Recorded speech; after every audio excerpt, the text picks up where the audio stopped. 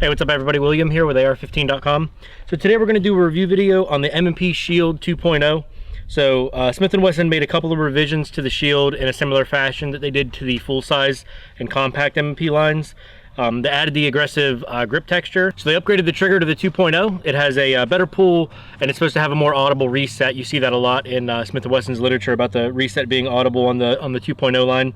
And then they also have the option, as you can see right here with this red button, to have an integrated laser. So this is the standard Shield 9mm, and then this is the one with the integrated laser, and we'll get into that a little bit more in a second. Other than the grip and the trigger, you know, it has a little front serrations cut in the slide, and it looks a little bit more like the 2.0 line, but other than that, not a lot of changes from the Shield that, you know, is a very popular carry gun. All right, so taking a little bit of a closer look at the two models here. Show you guys them up close. You can see the grip texture, and it's really aggressive, but it feels much better on the Shield for some reason than it does on the compact and the full size. As soon as I squeeze the compact and the full size, it almost feels like there's nails on the side of it. Like it feels very rough. But on this, it just feels like it does a good job of not wanting to let it slip out of your hand. So I don't know if maybe they toned it down just slightly, or if it's just the shape of the gun because the gun is skinnier, but it does feel just a little bit better. You can see there the integrated Crimson Trace laser, and like I said, that's not like some clip-on thing on a rail. That's part of the frame. See, that's all one solid piece. Not going to show up quite as good on black as it would like this Winchester white box. See, that kind of gives you a little bit better indication of the difference in the brightness or whatever. But if I move the camera up just a little bit, you guys can even see like out here on the ground, and the camera's picking it up just slightly worse than, you know, my eye does, because it looks, I don't know, it looks probably twice as bright to me in person as it does you know, on the camera or whatever. If you're into the laser thing, I would say this is a pretty well executed version of it. It's pretty slim as far as an attachment on the front of the gun, and the button on the side, it's fairly easy to push to get like the two different modes. So you got solid, and then you can see this like strobe mode. I wish though that they would have made it so that you push forward on it.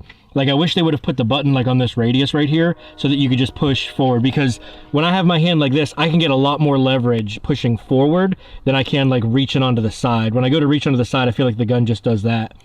And I mean, I can get it through the modes, but you can see there, if you just push on it like a little bit, maybe they don't want you to be able to bump it, but you know, you got to push on it pretty good. And I almost wish that it was something like they kind of came in from the back, and then you wouldn't really bump it with a holster. You wouldn't have to worry about anything squeezing on the side. You know, they make this really flush. Anyway, I think the button could be slightly better. I don't know, man. Under a high stress situation, I'm not sure if you'd be able to get to that reliably and turn that sucker on. And I know you wouldn't want to carry it around with the laser on all the time. So anyway, you guys can make your mind up about the laser, but that is the laser version. Non-laser version here is pretty much the same thing, a little more slender up front. And I will mention now that these come with 2 magazines. 7-round that is a little bit more flush, and an 8-round that has like a little bit more of a pad down here on the bottom. So take a look at what it looks like with the 7. You can see it's a little bit more flush there on the bottom. And for me, see, my pinky just starts to roll off the bottom of that. It's about it's just about half my finger or whatever. There's a comparison to what it looks like with the extended mag in it, or the 8-round mag. So I'll pop this out and show you guys. So for my hand, that little pad makes all the difference. See how my finger can rest on there now? So I prefer the 8-rounder for the capacity and the grip much better. As far as disassembly goes, just like the original Shield and very similar to the full-size ones, you know, you have to pull that little lever down. I'm one of those people that thinks that the trigger of the gun is for firing the gun, and only for firing the gun, not for disassembling the gun. So I really prefer the little takedown lever that they have in here. They do paint it yellow though to make it a little bit easier to see. All right, there we go. Now you can see the little kind of a takedown lever in there. You just have to flip that down. You can use basically anything to do it. Although one difference from the Shields to the full size is you can't twist this back part and pull that little stick thing out of the bottom of it or whatever. But if you have a cleaning rod or a little pick, or a Q-tip, or basically anything, you can flip that little lever down. There you go, you can see it a lot better now with very little trouble. Flip the disassembly lever here, and then your slide's going to come right off. After that, pop the spring out, pop the barrel out. No different than basically every other semi-auto sold today. Clean it up, pretty simple. All right, so I got it all put back together. So we'll get some rounds through both of these. I got some Winchester white box, which you can see there, and I also have some 124 grain hollow points. So we'll try both of those out and see how the Shields do with them. I almost forgot, I carry a Shield every day, and I have the original one. Wanted to show you guys those side by side. You can see the difference in the grip texture there. Mine's obviously a 40. But other than that, very similar. See, the slide serrations are slightly different there in the front. These are both non-safety models. I actually got mine so long ago, I couldn't pick.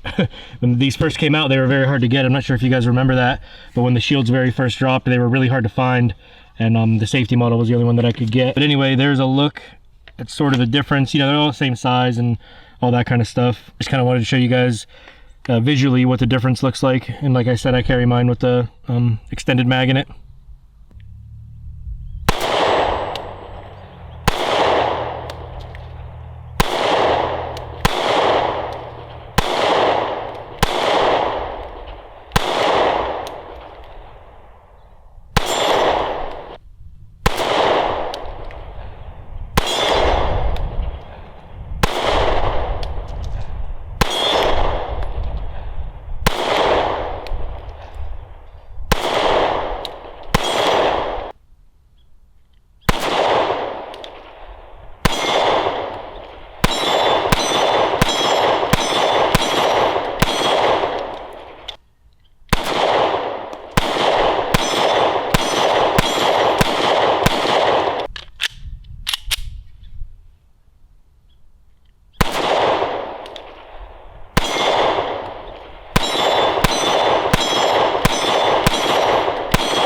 All right, so no malfunctions, just like you would expect from a Smith & Wesson. I think the Shields are great. I think they're great carry guns. Obviously, I carry one every day. The single stack design is awesome. It's nice and slim.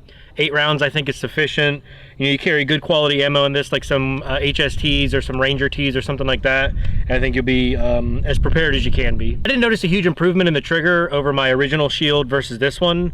And like I said, the grip texture is nice. I think it was a bigger difference on the compact and the full size than it is on the Shield. Something about this slender handle, I think, is just kind of easy for me to hold on to anyway. So if you've got an original Shield and you like it, you might want to just hang on to it. I don't know that this is so much of a change that you got to run out and buy it, but if you're thinking about getting a carry gun and the single stack design appeals to you, you should really take a look at Shields. They are really nice. I think the only thing that I didn't mention is that the laser model comes with a small Allen wrench to adjust the position of the laser, and it comes with a tiny little Q-tip thing to clean out, like, you know, lint, pocket lint and dust and stuff from the end. If you guys have any other questions about the Shield 2.0, just go ahead and drop a comment. I want to thank you guys for joining us here on ARFCOM. This is William signing off.